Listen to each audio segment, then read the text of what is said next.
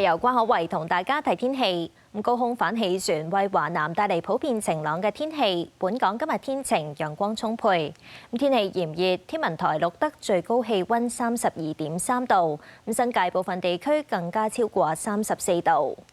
熱帶氣旋瑪娃未來2-3日逐漸向偏北嘅方向緩慢移動，受佢嘅外圍下沉氣流影響，未來幾日華南沿岸天氣酷熱。轉睇下11點鐘氣温係29度，相對濕度78%，酷熱天氣警告現正生效。天氣先生，聽日都好似好熱喎。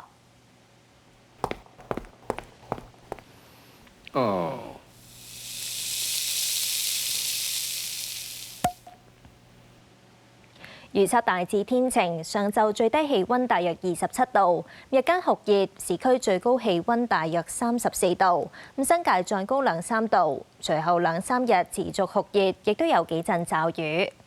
預測聽日最高紫外線指數係11，強度屬於極高。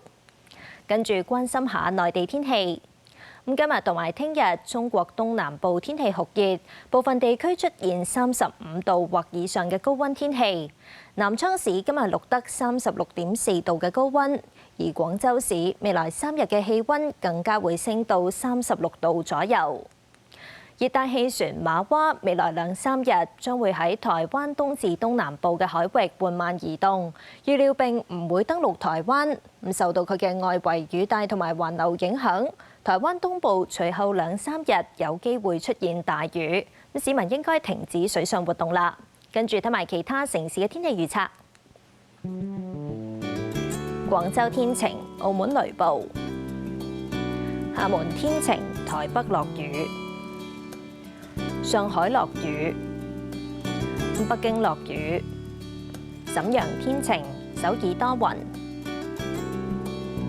大阪、東京落雨；曼谷落雨；